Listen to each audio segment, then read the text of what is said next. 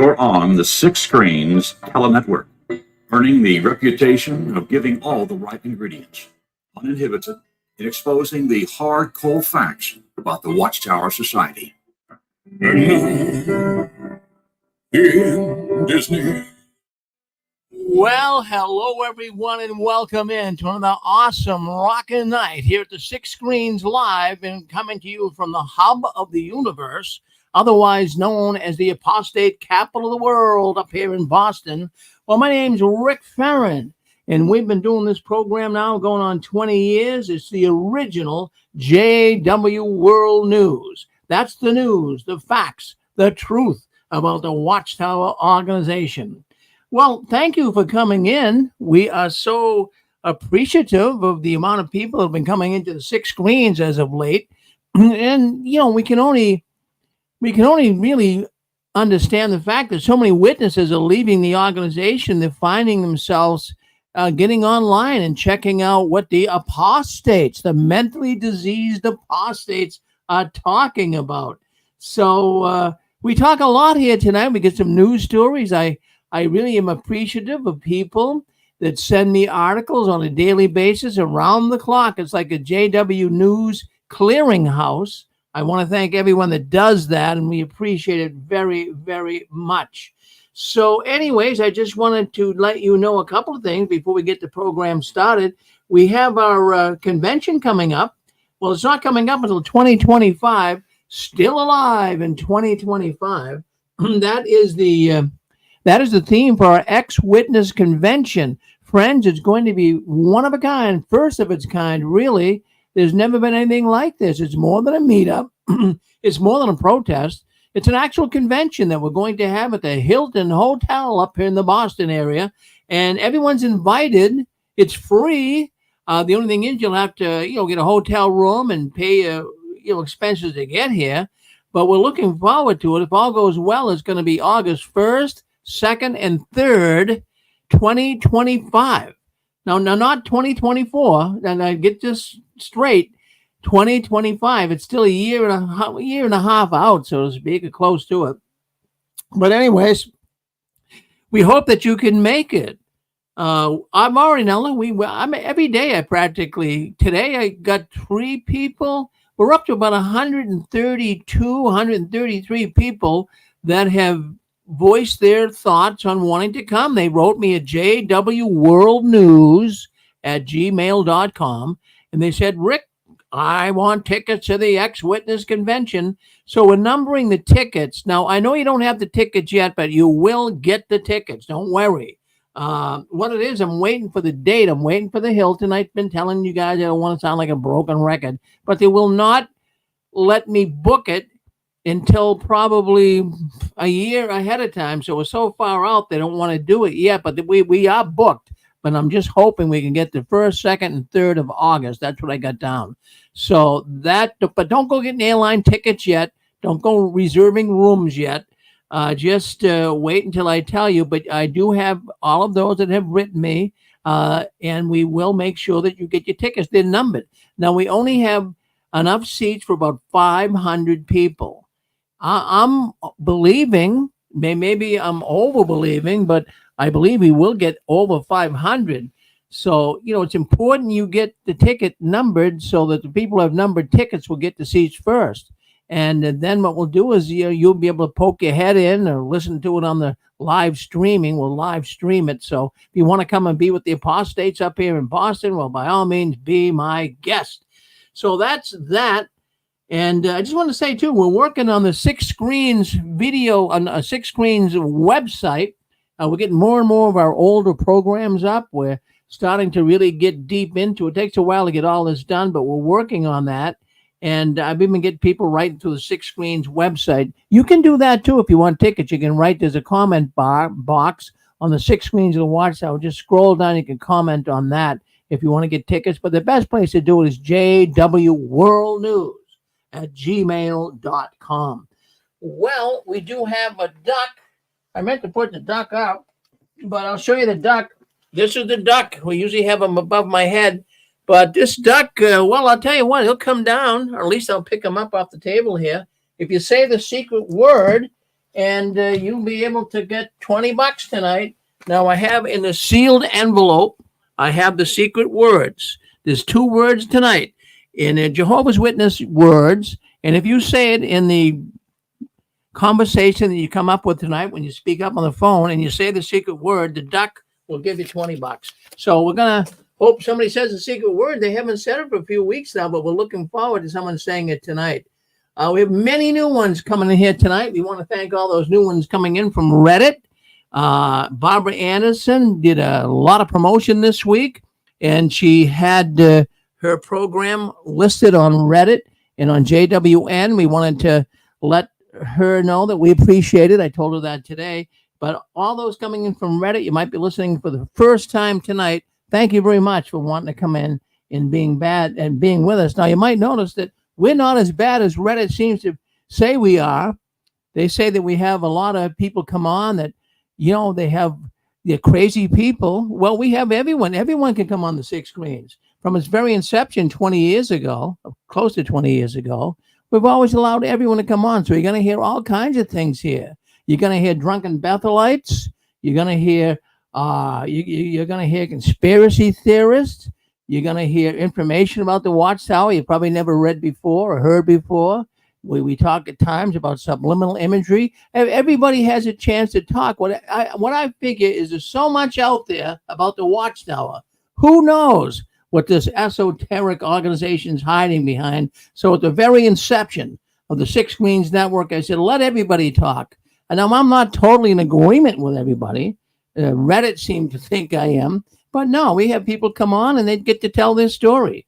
Many of the people come on here, I don't believe everything they say, but we let them tell the story. Well, I'm happy tonight. I hope you're happy wherever you are. And you know what really makes me happy? I tell you folks all the time what makes me happy. When I see countries, yes, countries around the world that are coming down on the Watchtower. Now, as apostates, we can only get so many points on the scoreboard. But when we have countries speaking up and attacking the Watchtower, this is music to my ears. Well, Denmark, Norway, Belgium, Japan, United Kingdom, Australia, Russia, Canada, and now Brazil. Well, I came across this headline online today, which really, I'll tell you, when I saw it, I started smiling. I wanted to talk about this first out of the chute tonight on the news. Jehovah's Witnesses, this is the headline. Jehovah's Witnesses, this is a newspaper in Brazil. Jehovah's Witnesses in Brazil accused of inhumane treatment for isolating former believers. Friends, they are getting hammered. They are getting hammered with bad press all over Brazil. And this is happening pretty much in all of these other countries we talked about as well. It says here that the organization says followers can choose to cut ties with those who bring them in or with those that are close to them. They can cut ties, but they do get emotional pain. Well, that's true. That's true. People get emotional pain. And I have to tell you that Brazil is now getting a mouthful from people who have left the Watchtower and are being shunned. And there's one 15-year-old person over there in Brazil. Now, this is what really gets countries really ticked off. And that has to do with young people being shunned, young people being emotionally separated from their loved ones, from their friends. Countries don't like that. That is bad. I mean, it's bad as well for older people. But when younger people get this shunning, this really ticks countries off. So he went to the Brazilian government, this 15-year-old boy, and he told them how bad Jehovah's Witnesses are and how he's being treated. And consequently, Brazil had an opening ear. But that wasn't the only one. There was another man that came on who was a ministerial servant. And he didn't want to be one of Jehovah's Witnesses anymore. And he told Brazil what happened to him. Everyone shunned him. He was a social outcast. And he was blocked by all of his friends, a good many of his friends. And he even said that his wife They told his wife to leave him, and she didn't, thank goodness. In fact, she left the Watchtower as well. So these are the type stories that country officials, the governments, are hearing about Jehovah's Witnesses. And none of these people are lying. Everybody listen to this program tonight. If you've been involved with the Jehovah's Witnesses, which most of you have been, you know what I'm talking about. You will be shunned. And it's very emotionally distraught. It makes people emotionally distraught. So anyways, there's now a petition floating around in Brazil, and many other former members of the Jehovah's Witness organization are coming forward, and they're putting pressure on the public ministry and the lawmakers to take action against the treatment of disassociated or disfellowship people. The text mentions inhumane treatment. Well, don't you agree that the Watchtower shows inhumane treatment? Yes, we all know that. So aren't you really glad? Doesn't that make you happy? So the Watchtower, they come back at the end of the newspaper article because the newspaper wanted to get a hold of the officials of the Watchtower in Brazil. And this is their comment. So one big official of the Watchtower in Brazil, he says that, don't worry about being shunned because we don't really do that. He says it's really up to the person. It's their own conscience. Doesn't that frost you? Doesn't that frost your cake when you stop and think about it? Lie, lie, lie. They know darn well they shun, and they know darn well that it's not up to a person's conscience. If it was up to a person's conscience and he was caught with a disfellowship person, they could be disfellowshipped themselves. You all know that. Well, I like that story. When I read things like that, I am very, very happy to see the Watchtower being picked on. Yeah, being picked on by the countries of the world. And there's going to be more. But see, America, well, why do you think America's kind of last in line to really come down on the Jehovah's Witnesses, the Watchtower? Well, why do you think they're last in line? It's because of First Amendment, the freedom of religion. This Watchtower has really abused that constitutional right. They have really, really made it tough for so many people because of them resting on the First Amendment, freedom of religion. They're not a religion. They're a cult, yes, but they're more than even a cult. They are a business. The government does not recognize that. And I just wish the government would come down heavy on them and recognize the fact that's what they are. They're a business, not a religion. Anyways, I wanted to bring this up tonight. And many out there might have noticed it, but all over Reddit and all over the internet this week, all over the internet, there was a stories. Well, a lot of people have been writing about this weekend's Watchtower, and they're really ticked off with it. In many respects, we're going to get into why they're ticked off with the next story. But I got looking at it. I read the whole study article for this week's Watchtower. Actually, would have been last week, but anyways, I'll tell you what they're talking about in there is marriage. And the next story we're going to get into, not marriage, but talking about sisters and how they're treated in the organization. But before we get to that story, I wanted to tell you about what I saw when I was reading the article today.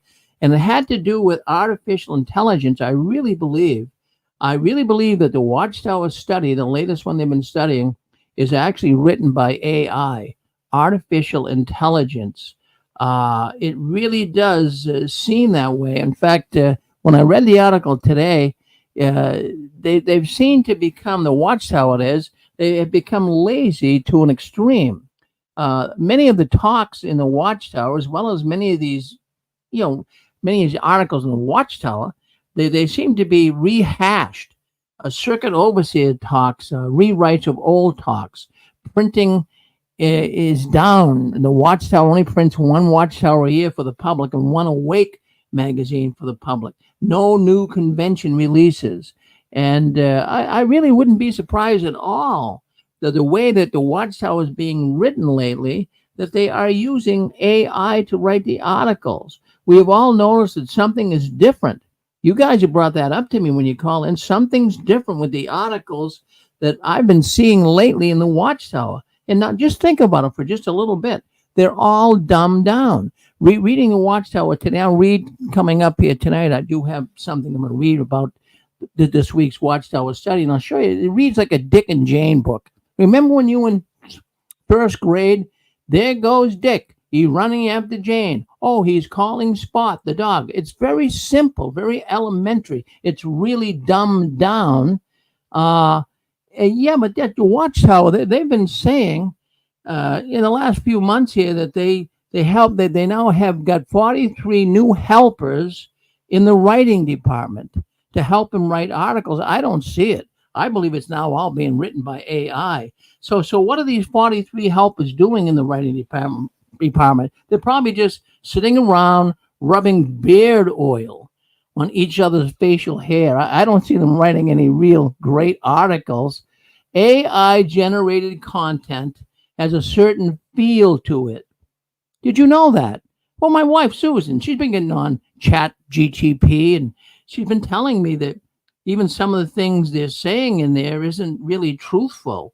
And she's noticing it has a certain structure in the way they phrase words. And that's what I wanted to bring up tonight when I was going through the Watchtower article today. It's noticeable in the wording, the structure and phrasing in the Watchtower is different than it was. Now, just to give you an idea, you guys remember the WGA. You say, well, what is that? Well, that is the Screenwriters Guild. And back in May till December, you remember it was all over the news, 11,500 screenwriters went on strike. And they had a labor dispute with the Alliance of Motion Pictures and Television Producers. Now you say, well, what's that have to do with AI? Well, that's one of the reasons why they went on strike. They realized that their jobs were going to be lost. And this got me thinking, too, about what Watchtower is trying to do up in Ramapo. They're going to spend, some estimates have come in of $500 million. That's $500 million. Some estimates are 3 all the way up to 500 million. But the point I'm trying to make is they don't really need to build studios up there. AI is going to take the movie business over. In the video business, people can produce movies without even having real actors. Now, did you see in the news this week, Meet Sora, Sora? Did you see that? It was all over the news this week. And it's an AI service that will make studios, movie studios, Disney, Paramount, Warner Brothers, the Watchtower, their studios. It's going to make them spending any more money on actors and actresses and special props. They don't need it anymore with AI. AI will make it for you. But the Watchtower is investing millions in their in their audio video studio, and they're hoping that they'll be able to generate movies with high quality definition in videos. But it's too late, Watchtower. It's too late. I'm gonna show you something. I got this. I want you to see it. And those that are online, just hold on. We're gonna open the lines up here shortly. But I want to show you something from Sora. Sora. That is this new platform that is going to replace actors. It's going to be able to make movies. They can make it all computer generated.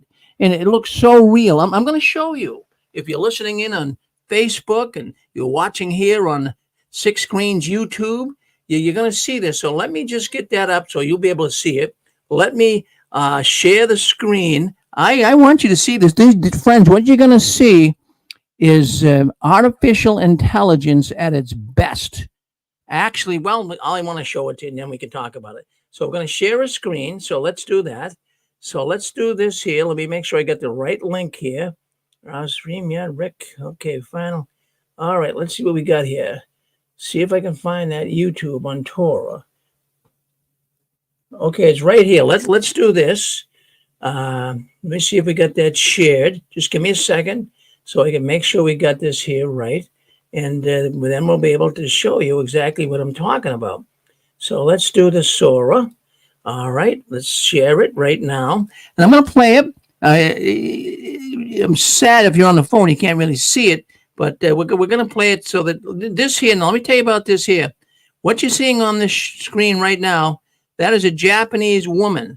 That's all created by artificial intelligence. That is not a real woman.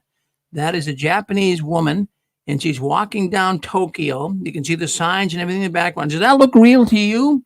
That's not real.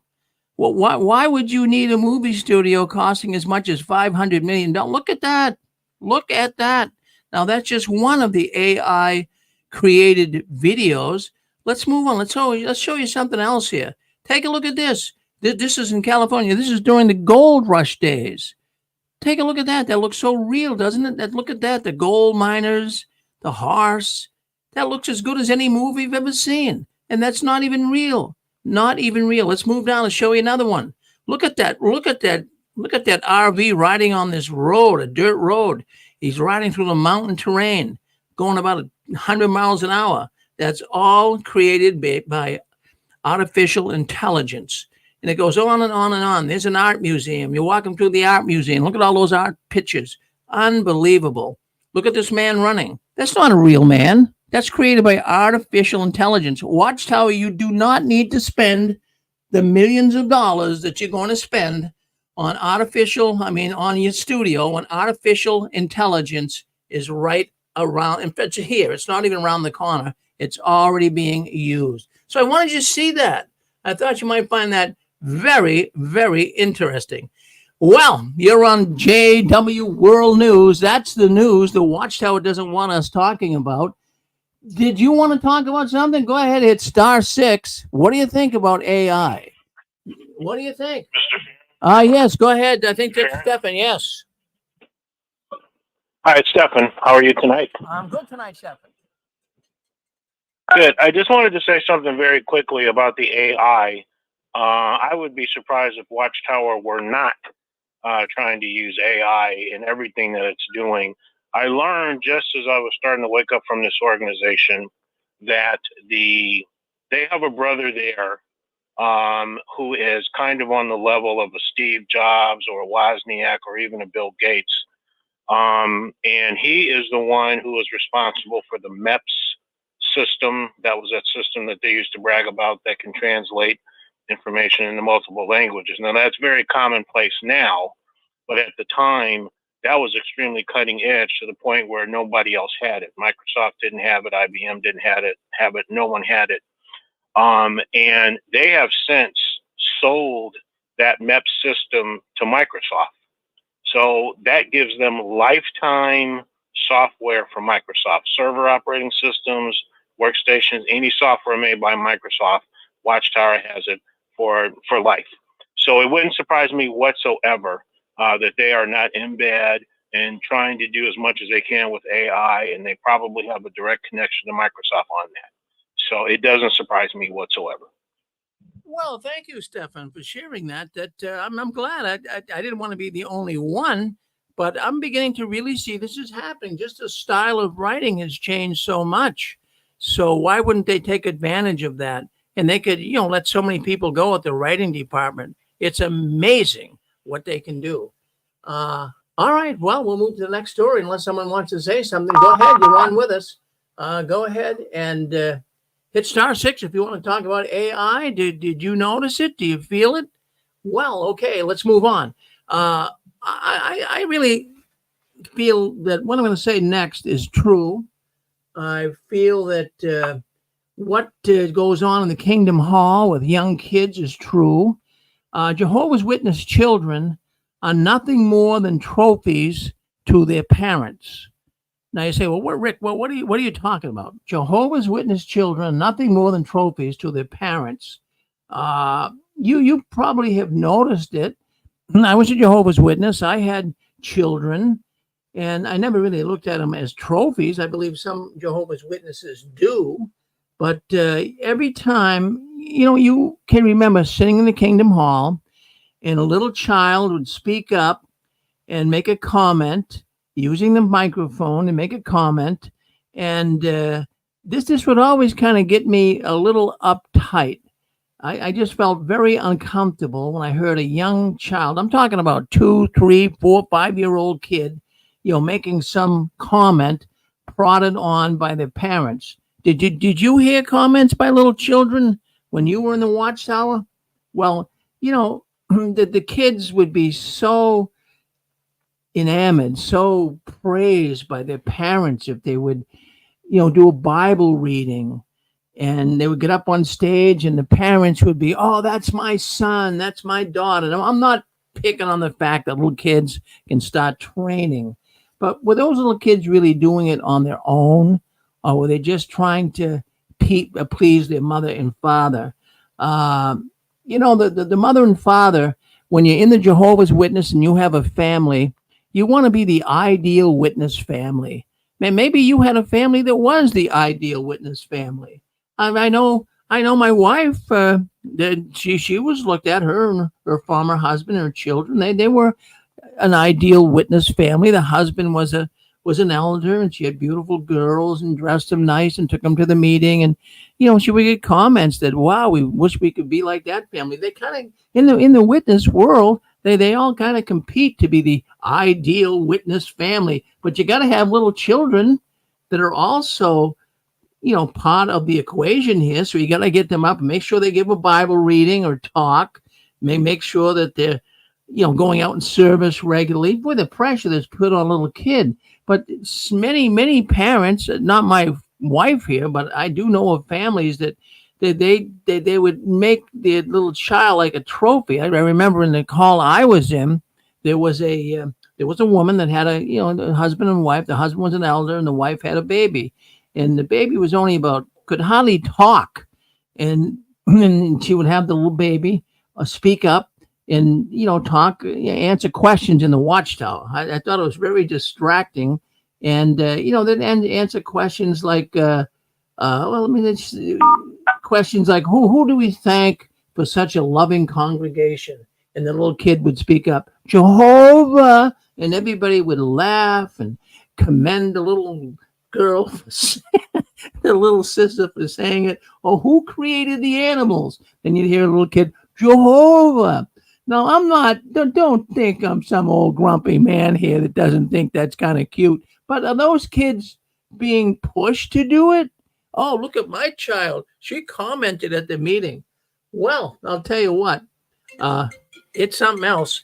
What do you think? Did you ever think of that when you were young? When you had your children when you had your children in the Jehovah's Witness religion, did you treat them like trophies? Is there any time that you felt uncomfortable when little kids would speak up? Go ahead, hit *6 on the telephone line. Hit *6 on the telephone line. All right, I'm going to put the telephone. Hey, Rick? Yes, go ahead. Hi, thank you. I used to sit with my children who were very well behaved at the convention, the circuit assembly, and we'd always be in front because they were well behaved. And so I'd see these skits where they show the perfect mom and the perfect dad and the perfect children, and they would have these perfect little skits, these demonstrations. I know you know what I mean. And I would feel like, what is wrong with me and my children that we're not like that? And I understand about the trophy thing because Watchtower not only programs and indoctrinates their members, but they program their members to program from the beginning their own children to be the perfectly programmed, perfectly performing Watchtower drones. And we've all seen those little tiny 3-year-olds in their brand new little suit get up on a big stool at the podium and give their first talk, and the whole congregation is oohing and awing and, oh my God, isn't that great? And they all clap. Well, we're expected to have these perfect little children because these perfect performing little Watchtower drone children are a direct reflection of how good we are at serving Watchtower faithfully and loyally by having upstanding children. Thank you, Rick. Well, thank you, Anne-Marie, for that comment. That's a good comment. Appreciate it. 720, go ahead. You're on with us. What do you have to say, Colorado? Hey there, Rick. Yeah, I was just listening in. I love that word she gave for the kids. Watchtower drones.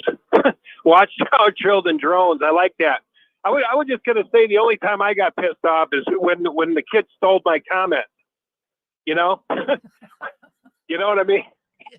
You know, I was going to say Jehovah, and the kid goes, yeah. You know, and you little shit. You know? Well, it was kind of it was uncomfortable because I would see the little kids. You know, if they did it on their own initiative, that would be one thing. But you know, you see the parent. Okay, Susie. Okay, Lily. You're next. I mean, you know, is that really a spiritually minded child? Or is that one pushed to be that way? You know. No, you know, Rick, when you first came on, and I just heard you. I just came on the phone just now, but when I heard you say that, I could not stop laughing. I remember, I don't know if they tickled the kid or what they did, and he'd make some damn and the whole congregation would just, you know, almost do a standing ovation, you know, and you'd look around and you're, you know, but like Anne Marie said, it's just pure programming. It's that Pavlovian, you know, when the boy moves or does the thing right, you give him a cookie, you know, so you get all that praise and attention. And what does a kid want more than anything as attention as when he's a kid? So you know what's horrible, Rick? When the kid becomes a monster, he wants to comment 3-4 times in the meeting. Now the elder says, holy shit, you know, what did I wake up here? Okay, give the damn mic again, you know? And the kid starts going, and he's got his hand up again, and then the mic holder is standing by him, and the other guy's like, don't call on him, get away from him. The kid's kind of gone now. I mean, have you ever seen that, Rick, where a kid just starts that and they can't stop him? Oh yeah, no, that happens too. That happens too. Now, like I just said though, Dan, wouldn't it be different if the child would raise their hand and offer a comment on their own? That would be an entirely different scenario. That would be something to be proud of, you know, without prodding the child on. Yeah. You know, it's getting to be Rick. It's getting to be Rick. They don't care if a kid can talk.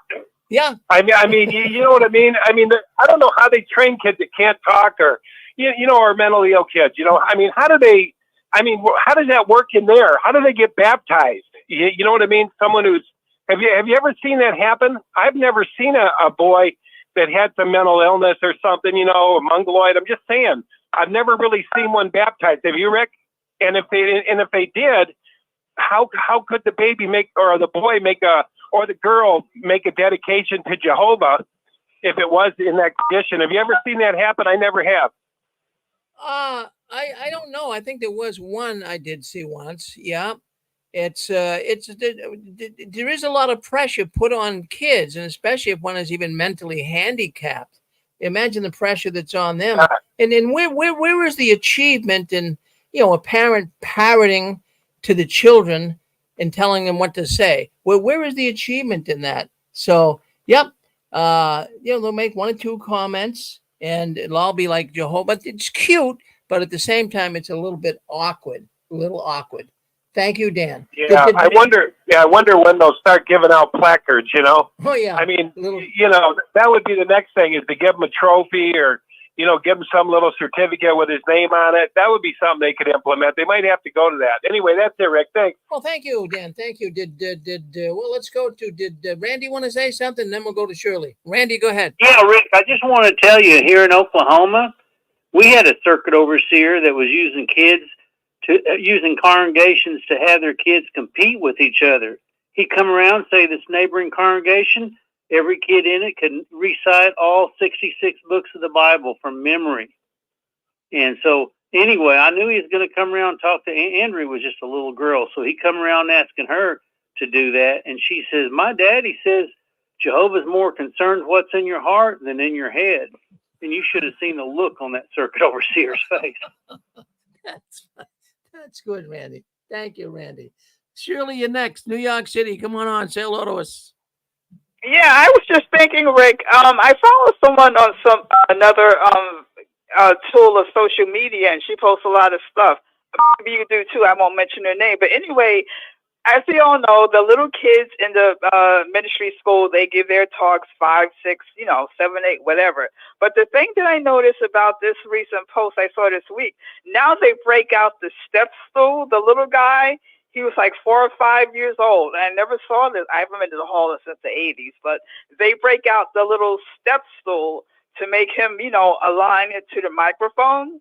And he didn't have any notes. I don't know if he could read. He looked so young, but he had it by memory. And of course, it's all cute, blah, blah, blah, But then these kids, I can only speak for one congregation that I grew up in. And I remember like the little kids, the blah, blah, blah. And little brother Johnny Jones, what do you want to be when you grow up? And they say an elder and all this. I can only speak for my congregation, Rick, but those little kids, they are no longer affiliated. They are no longer affiliated. That's just one congregation. I mean, they're worldwide, but only, the little cute kids, they are no longer affiliated. And I just want to say, I remember when I grew up, I was raised in the truth, quote unquote truth. My mother put me on the ministry school and didn't tell me until I saw my name, on the bulletin board when you read and stuff. She didn't tell me. And I said, why, blah, how did I don't want to give a talk. And she said, oh, I thought I told you. So obviously lying to get your children involved in the ministerial, theocratical things. But yet you say you're the only true religion on earth. We don't lie. We don't do this, this, and that. And I'm saying, well, I didn't sign up for the ministry school. I was 11 years old. How can you forget that? You're going to give a talk, among 50, 100 people, and you see your name. Oh, I thought I told you. Now, what are you going to say at 11? Like you're going to move out the house, 11 years old? What can you do? I'm glad you bring that up because I was a ministry school teacher for a while, and that was happening quite a bit, where the children were given a talk. They didn't even know they were signed up. Well, yeah, I guess my mother signed me up, and then that's frightening for a child to get up there and do that. My goodness. Yes, it was. Yes, it was. Exactly. But then when again, we're the only true religion on earth. We knock on the doors, try to get everybody involved, but you lie. Say, we don't lie. We don't do this. We don't lie. We don't lie. We don't do this and that. But yet, you're lying to your child to get them involved in the ministerial activities. Does that add up? Doesn't Obviously not. No, it doesn't, Shirley. No. Well, excellent comments. Well, thank you, Shirley. Appreciate it. Thank you very much. Always good to hear from you. Thank you. 302, do you want to speak up? 302, did you want to come in? I see you on the screen here. Did you want to come in and say something? If you do, now's the time to do it. Go ahead. Yeah, you're on with us. Yeah, hi, Rick. It's Aaron. I just wanted to say that when I was a teenager, probably low teens, I'm 40 now, but I was probably about 14 or 15. We had a CO visit, and they had us all, a couple of us, memorize. I think it was me and probably I don't know if it was me and one girl. They had us get up on the stage, but this was in the second half of the meeting, I guess. So I guess that was all right too. And they had us all memorize Psalm 91, and I think it was the entire chapter. And we all recited it from memory. I don't remember what the purpose of it was, but that's the kind of stuff they had us do just to try to impress people, I guess. But, it was just interesting. Just wanted to share that. Well, no, Aaron, that certainly is something that I would see the witnesses doing.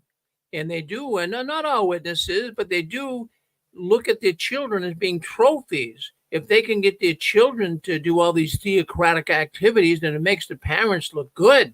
Oh, Elder John, right. your little son did this, and wow, that was wonderful, and it makes them look good. Right. Yeah. And a lot of it was about the competition. I was the elder son, and that's kind of how it was. So yeah, I mean, he was an elder, and then he had some issues happen, and then he went back down to ministerial servant, and then later on my dad got back into his eldership again, and then later on he died. But that's kind of how it was. It was all mainly about the competition. And yeah, even when it comes to the baptism, that's kind of how it is. It's like, why why can't you do what so and so is doing? Aaron, why aren't you like Tony Chang was? That kind of stuff. Yeah. Oh, I mean, I'm glad you brought that up, because that's exactly what goes on. I don't know how many times I've heard that said, why don't you be like him? Why don't you be like her? Well, everyone's different. Not everybody has the same abilities. But boy, I'll tell you here that the kids, what a terrible organization. What pressure they put on people, Aaron. Hey, thank you very much. Thank you very much. Yes, thank you. Rick, yeah. Yeah, go ahead, Tim. Hey, Rick, yeah, it's Tim. How you doing? Sorry for butting in. Just quickly, like the previous guy said, all about the competition. It's also just reinforcing the patterns of putting on a fake persona as a child that you develop all the way through your life as you get older. It's like a little kid wearing a suit's not natural, and a little kid puts they go out in ministry or they're at the Kingdom Hall wearing a suit. That doesn't even look right. Well, they're putting on an act as well, because I remember when I was a kid, it's answering in your own words is just jumbling up of what it says in the paragraph. It's not something you'd ever say and do at home. Any of the skits on the platform, that was not natural life. It was all rehearsed for the platform, and in your own life, you acted different no matter how spiritual you actually were. So it's just reinforcing what you see in most witnesses. They're putting on a fake front as to who they really are. And that's what I hate about it. And they think it's all cute doing this with their kids, but it looks cringe in my opinion. You see a kid witnessing, it's just cringe. You imagine what people are really thinking. It's like, yeah, that's my opinion anyway. Thanks, Rick. Well, that's a good opinion. And I appreciate you calling in, Tim, from Australia. I really appreciate that. But I have to tell you, it's not that I'm picking on these little kids. Don't in any way get me wrong. But I'm just seeing something very awkward, very nefarious about this whole thing. It's one thing to really, train your son or your daughter and get them to want to do things on their own. But, when you start pushing them to do things, so some of these young kids, they're not cut out to do that. It's a hard thing. It's hard enough for adults to get up there. And I can remember even the congregation I was in, they used to have, little boys come up and give a talk, and they'd put a little stool up there, and everyone thought it was good. But the little kids were so nervous, especially being little like that, and had to stand on a stool and give a talk. On one hand, though, I mean, it's good training, but at what point is it if people have to be pushed to do it? Well, anyways, you're on 6 screens, and I have to say that the Watchtower this week, I'm going to put a picture. This is the Watchtower they're studying this week. I'm going to put it right up here. It's the December Watchtower Study Edition, December 23. Now, it's been all over the internet. This is a super misogynistic Watchtower study. Yeah, I believe it's this weekend in some congregations. Some congregations did it last weekend. But anyways, it's the latest Watchtower study article. Now, some are saying this is probably the most misogynistic, woman-degrading, horrendous, vomit-inducing Watchtower article ever created. That's what some people are saying online. A vomit-inducing Watchtower article. I have to tell you, I've seen worse. I mean, I know that the Watchtower has always tried to demean or lower women, and they do it in such a way. I mean, I can see the way naturally it would be done, but Watchtower does it in a demanding way, in a commanding way. They reduce women to really second-class citizens in the organization. Now, I know about this. I grew up with women. I had 3 sisters, no brothers. And then, of course, I had 4 daughters and 1 son. I've been married twice to 2 beautiful girls. So, I understand a little bit about how women think and how women are. But I have to tell you, the Watchtower treats women differently than men. And I saw that up front and close when I was invited down. Brother Loesch and I got to strike up conversations on the phone and got to be somewhat friends. And he invited me to come down to the Watchtower headquarters at 25 Columbia Heights in Brooklyn, New York. That would have been back in the year 2000. And I was invited down there, and you guys know the whole story, but I was invited down there for a possible position on the governing body because I was anointed, and my wife was anointed. But the point I want to make with this is when I was there, I remember there was about 7,853 anointed around the world. That's all there were. And so, I said to Brother Loesch, I says, well, there's 7,000 of us, and, we could be used by the Watchtower. He says, yeah, but, most of them are women. And then he says, well, what could the women do? And right there, I could tell, my former wife, she got upset over that. That was a, hitting below the belt statement. What are the women going to do? Jeez, I mean, so they always have demeaned women. We know the world is rapidly changing, right? The Watchtower has to really take a look at the women today, not the women of yesteryear. The women today, they are in a different position than women years and years ago. The workplace can tell you this. The workplace is changing. And the Watchtower has to change very much like the workplace is changed. Now, many baby boomers, they listen in, they listen to this program, but they can remember, the baby boomers especially, they can remember the Donna Reed show back in the 50s and 60s, Ozzie and Harriet, and Father Knows Best. Well, those days are gone. Those type of television programs are gone. But even in those programs, they always, there was a father, and like even that, look at that, the name of the show, Father Knows Best. I mean, that would be insulting today to a woman. It's just the women are different today. And the Watchtower has to be very careful and very delicate on this subject of women when they start writing articles about them in the Watchtower. And they have a tendency to demean. Now, in the workplace, and it's been said, you have to be very careful what you even say to a woman. And it doesn't necessarily have to deal with sexual harassment either. It can deal with the position they have in saying that a woman shouldn't be in this position. You could be fired from a job for saying that. Did you want to say something? 602 rather? Go ahead. 602, go ahead. Hit *6 and unmute yourself. I'll unmute you. Okay, let me unmute. I think this fellow wants to come in. Okay, let's go with. I want to bring in 602. 602, you ready to go? I'm going to unmute you. All right, let's hear from Jeff. Jeff, what do you have to say? I'm sorry, it's not Jeff. It's Anne Marie. Go ahead, Anne Marie.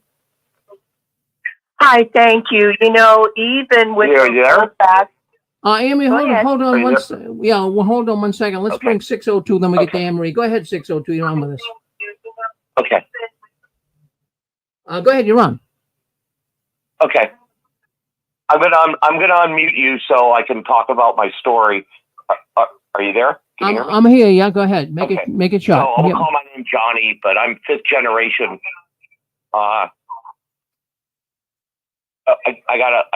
Fifth generation Jehovah's Witness. Yeah. And on both sides of my family, and I left probably age 29, and I'm 55 now.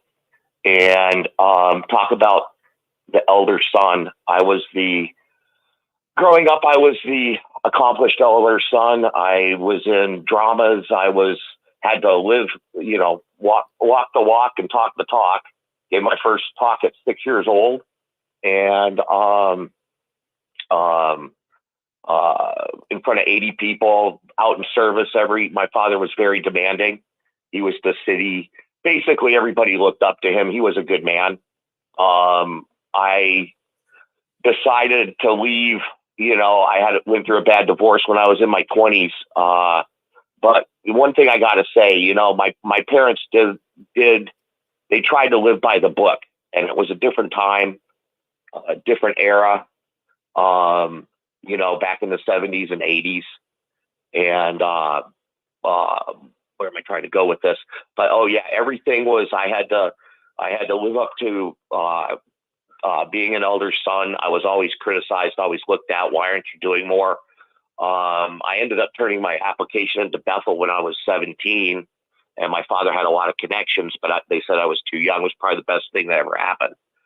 So it's just really sad for me to see when you look outside the box of the organization and you look from the outside in, you see what corruption there is and what how it's become. And I don't want to think it was always like this, but when you look in and see their teachings and prophecies and everything, and it's just really it gives you a different perspective of it, of how wrong they really are. All my family's still in it, but they've never rejected me. So seems like they've always stood behind me, whether I was doing good or bad. They've always been there for me. But it's not like that with everybody. A lot of my friends growing up, if they didn't walk the walk, they were kicked out of the house. But I was probably the model witness till I was about 18. And then I moved away. I moved very far away from my parents, and I've lived my life, and I'm good now. But I didn't really wake up till about 5 years ago. So. Well, that's good. Well, someday I want you to come on and tell your whole story. We come on the 6 screens. Sure. My wife was disfellowshipped for 35 years. We got her reinstated to talk to my family. And then we really tried to give it a try a couple of years ago, and we just saw the foolishness in it and walked away. And nothing's ever come from it. Nothing ever will. But I don't have a problem telling the elders, I don't have a problem. In fact, I've thought about going to get my cards because I'm that, I just, what I went through as a teenager, Rick, nobody should have ever had to go through. Well, no, we want to hear the whole story. We'd love to hear it, but I'm going to bring you on when we have the whole time to expand this a little bit. Okay. All right. So don't be a stranger. Right. I want to get you on. We have on Sunday, not tomorrow, but every other Sunday, we have a program where ex-witnesses come on and tell their story about being in the Watchtower. I'd love to have you come on and tell your whole story. Okay. Sure. Well, I'll bring on my wife too. So yeah, but in fact, if you would do it, that'd be wonderful. Why don't you? Can you come on in 2 weeks? Can email you? Yeah, email me at jwworldnews at gmail. I watch you all the time. At jw. I watch you all the time. well, I'm glad you like it. So keep up the good work, Rick. But no, I think it would really be eye-opening for the knowledge I know and the knowledge of my wife. That we both had. I met her when she was just. Well, why don't you write? I want to hear it all, but I want to bring you on so we can really tell it and give you the time you need. JW World. You got the address? I got the address. Okay, Rick. Yeah, send me. Let me know, and I'll get you on. Plan on not tomorrow, but a week from tomorrow. Plan on that at 2:00 Eastern time. Sounds great. Where are you from? Where are you from, by the way? Right now I live in Arizona. Oh, okay, very good. All right. Yeah. Yeah, write me. Thank you. Thank you. Yep, thank you. Bye. All right, Anne-Marie, come on, we'll bring you on. Anne-Marie's next. Oh, I'm just looking forward to that. Yeah, I was just going to say when you were talking about the old-fashioned TV programs, Father Knows Best, Donna Reed Show, Hazel and Leave It to Beaver. Yes, all of those women, looked up to their husbands. So what's different between those shows and Watchtower is in none of those programs were the wives treated with any disrespect at all. They were valued. Thank you so much, my brother. Oh, well, thank you, Emery. And we'll get back on that subject. And we're talking about the misogynistic Watchtower study this week. And man, it ticks so many people off on Reddit, on JWN. People are saying, the Watchtower is over the top. Now, but being a baby boomer, I have to say at one time, and I'm glad Anne-Marie brought that up, and that's why I brought up Donna Reed and some of those programs, yes, the woman was, the woman was a woman and she was treated right, even though the husband was the head of the house, so to speak, but they were treated right. They weren't looked down upon. But these programs showed how a woman really would be treated, but the Watchtower doesn't do it that way. They could really be sued for sexual discrimination. They really, really could be.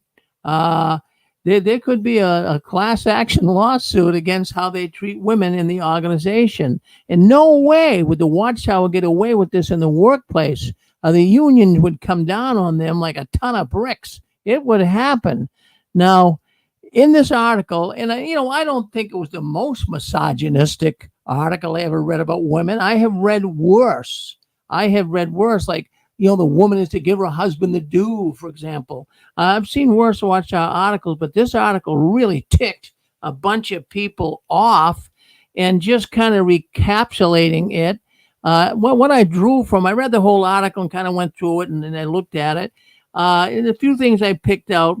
In the article said you could remain single, speaking about women, they could remain single for a time. It's almost like the Watchtower has total control over the woman. Not even the husband, the Watchtower. That's what I got from reading the article.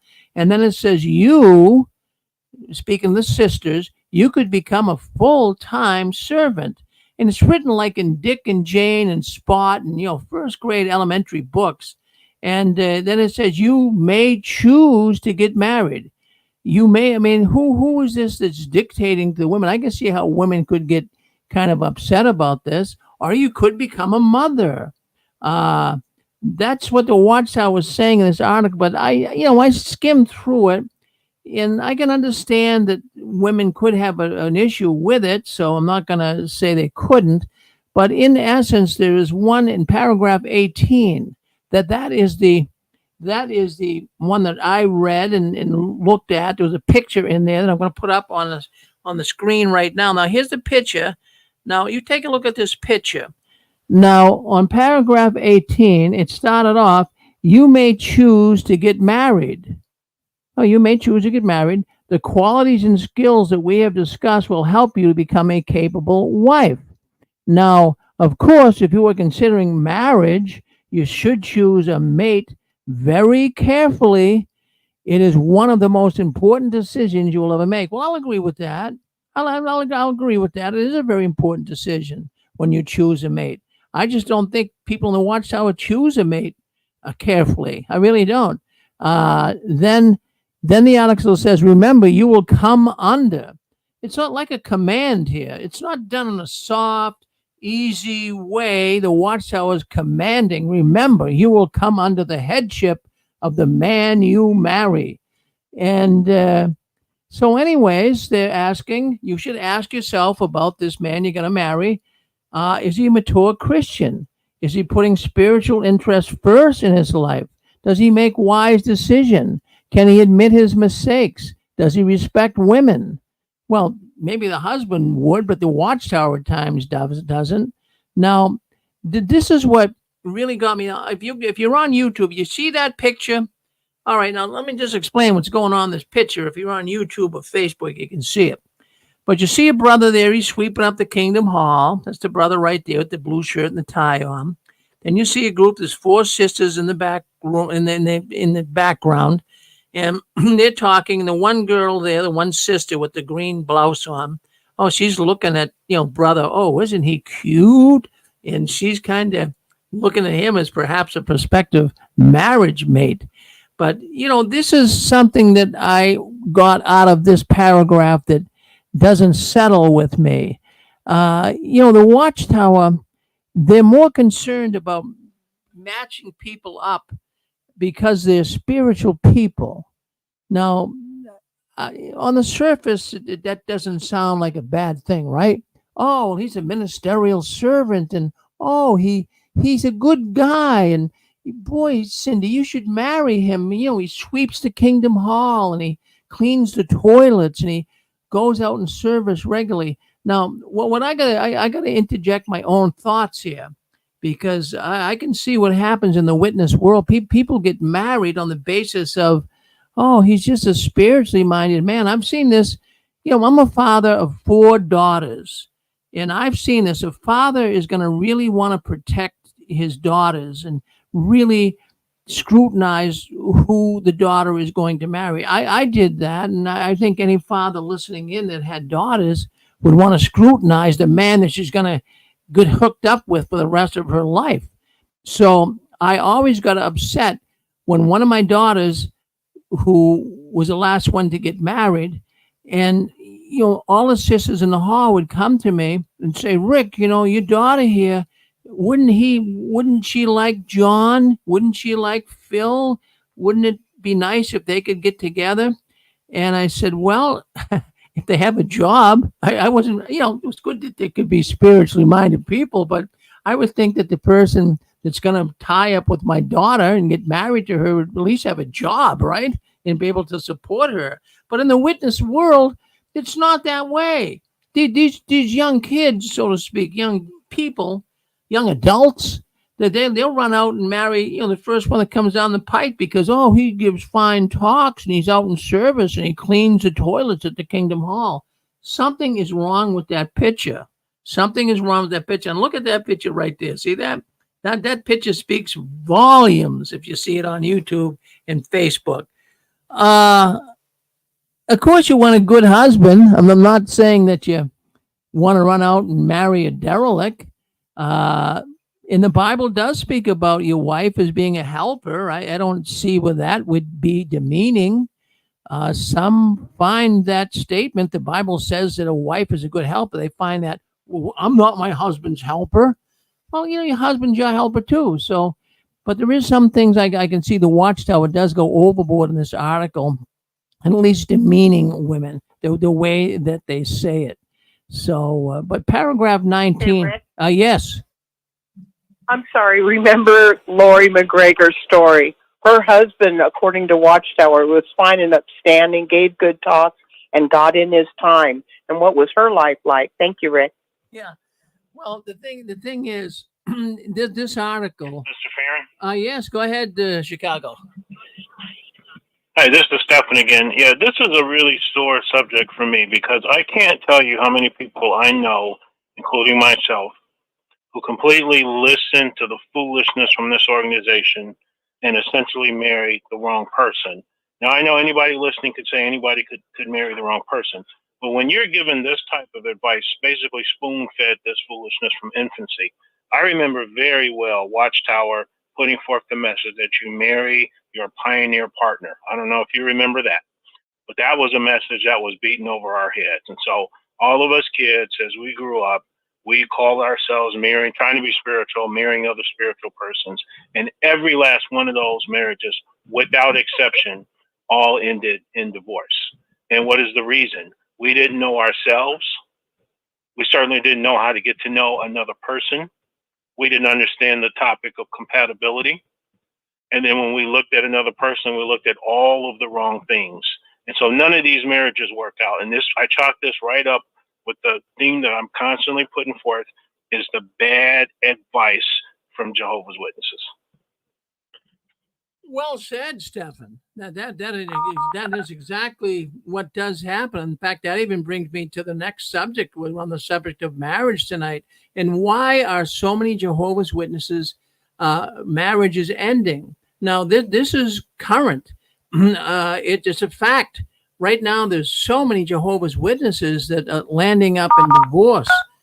We know that in the United States, about one half of the marriages land up in divorce. Now, that's just the statistics for the United States. Half of the marriages in the United States land up in divorce. But it's the same rate, or just about the same, for Jehovah's Witnesses.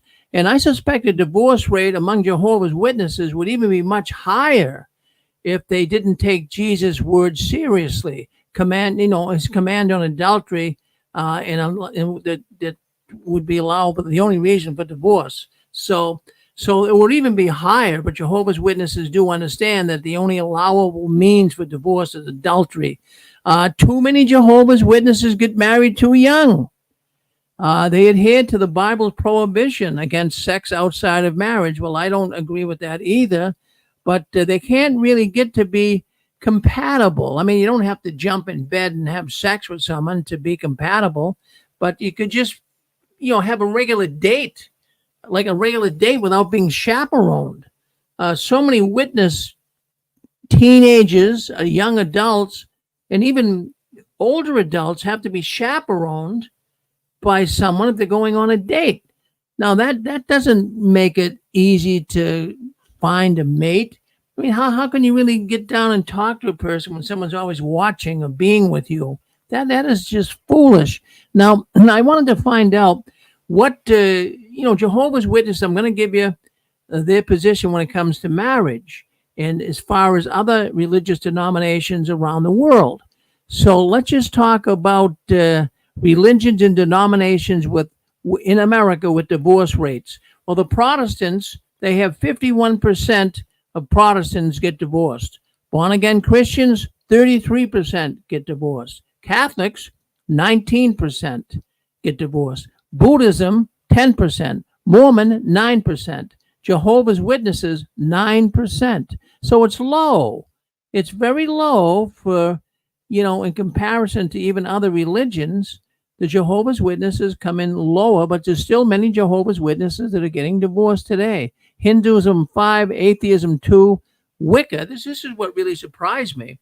If you're a Satanist, if you're into pagan practices, you have a better chance of staying with your mate. Only 1% of pagans get divorced.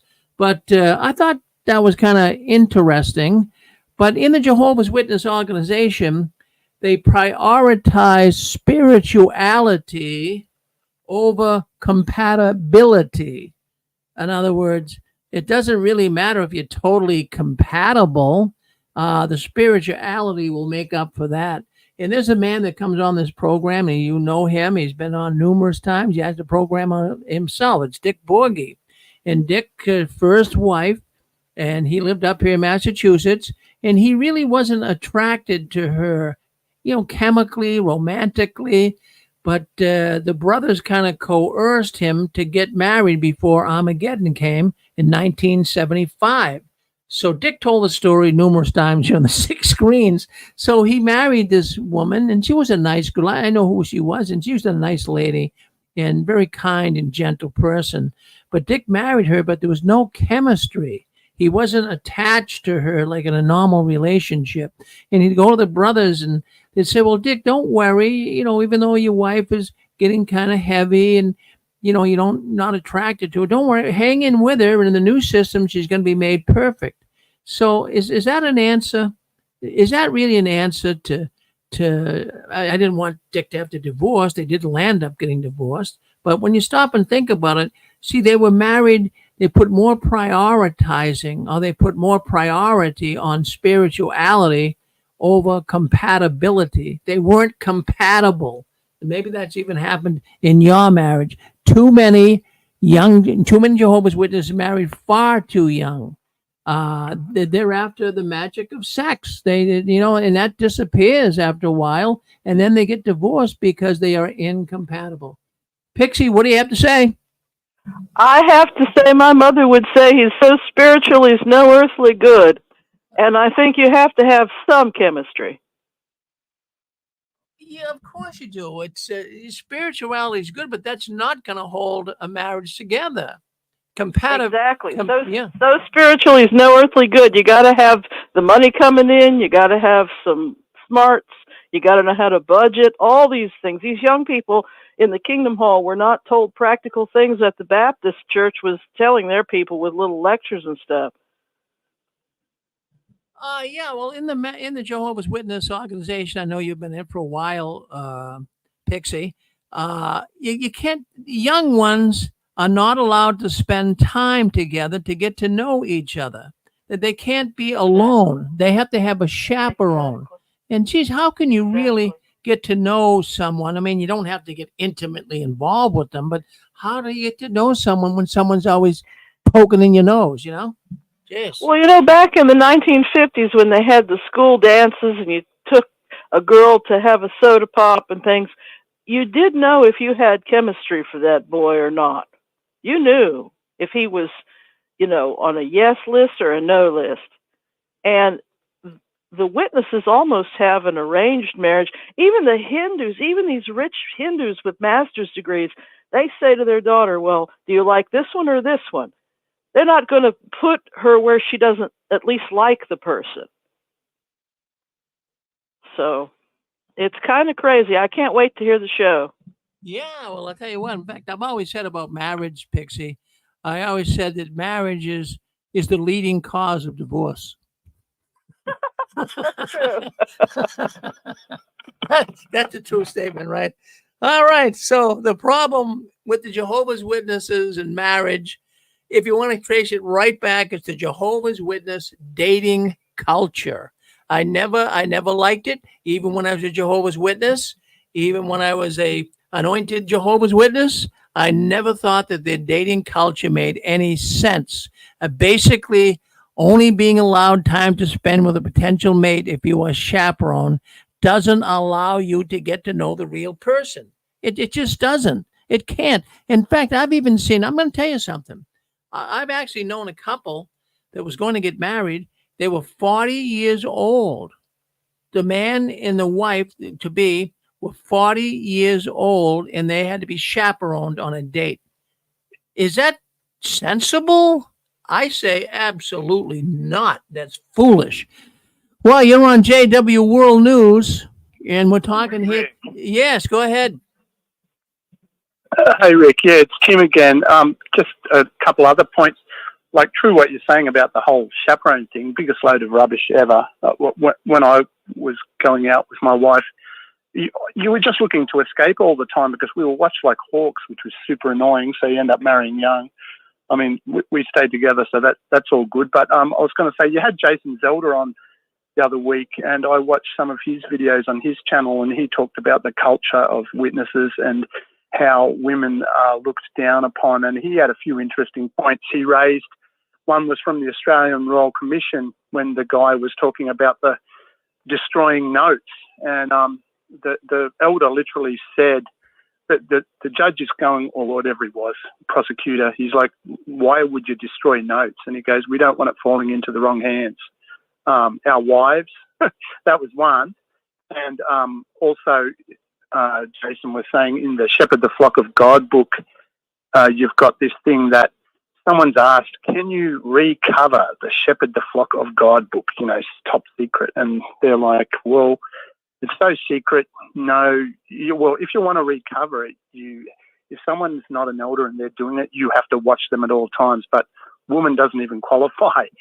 You can have a brother, he might qualify as long as you watch him, but woman's not trustworthy enough. So, you know, it's like giving a culture of not even trusting the wife. Like, you're supposed to be, that they're telling you you're married and you become one flesh, yet they're telling you don't trust your wife, which is just insane.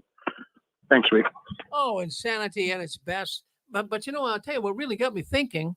What really got me thinking that a lot of Jehovah's Witness marriages, even though the people are together, a lot of them really aren't good marriages. I've always would see this as one of Jehovah's Witnesses and having Jehovah's Witness friends. So many marriages were not good. I could tell, and you could tell too. You can tell whether a couple really loves one another. Are they just going through the motions? And one of the litmus tests that I always used is how quick would a witness get remarried after the death of their first mate or their spouse? How quick would they remarry another person? It happens. I've witnessed it. I've seen it very quick, sometimes in as little as a month. But I'll tell you what, in fact, I had people write and give me information this week how quick many Jehovah's Witnesses remarry after the death of a spouse. And one person gave me information this week, 25 days. His wife got cancer, and her good friend was very helpful. The wife, before she died, she asked her good friend to be there for the husband after she was gone. And the good friend became his wife, and 25 days after his wife died. That's a little quick. That's a little quick to get married right after your spouse dies. And now get a load of this. I also got information that a brother who actually took his new girlfriend to his wife's funeral. How crazy is that? And his former wife, they were married for 50 years, and he takes his new girlfriend to his wife's funeral. That is a little over the top. You've probably heard stories like this too, haven't you? I mean, marriages in the Watchtower, there is some monumental issues, and we discussed a lot of them tonight.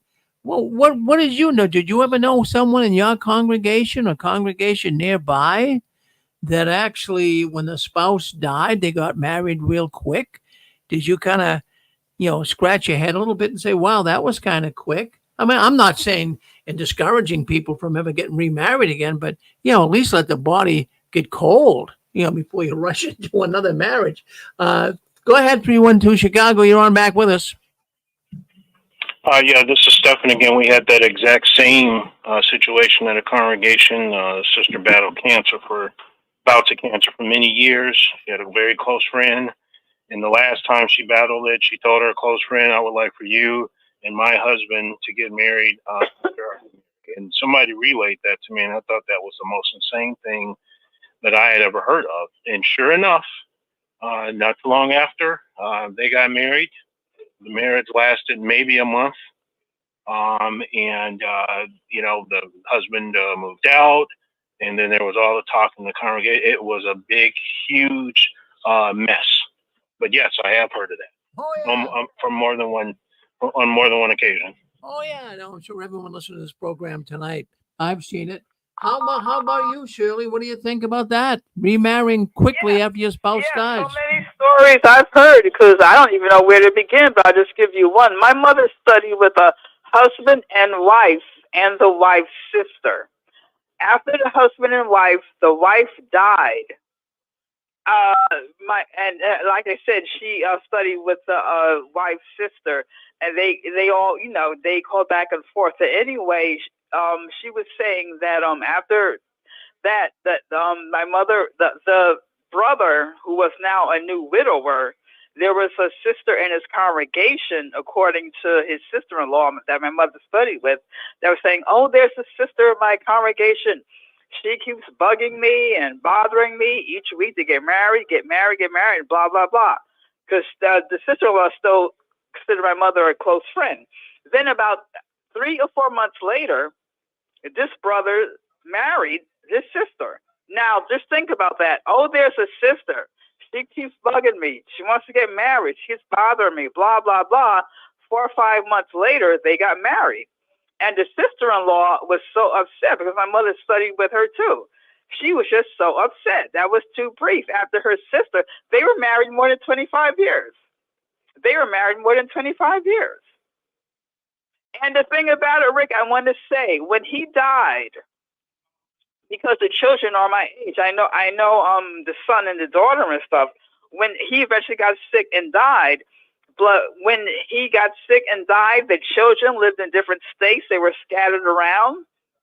The sister had everything all sewn up to be in her name. And when the children came from out of state to attend his funeral at the hall, which was held at the hall, of course, she was nowhere to be found.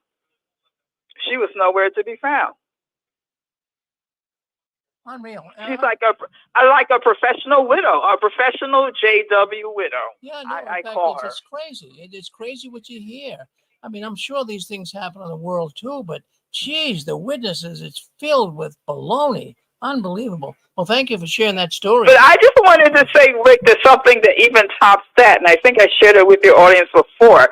Years ago, there was a sister in the congregation. She died from breast cancer. She was in the hospital. Some sisters from the congregation came to visit her and said, which sister do you want to marry your husband when you die? I know I shared this with you before in the call. Which sister do you want to marry your husband? They came to her dying of breast cancer in the hospital and told her, who do you want to marry your husband after you die? She kicked them out. She got the nerve enough to kick them out.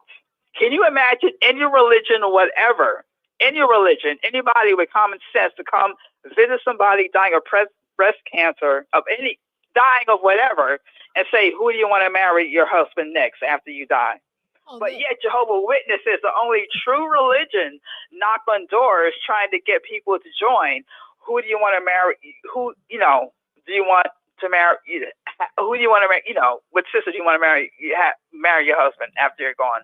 I can't believe that the sister could. I mean, she must have had a very bad day. I mean, that would really, that would be enough to make her die right there.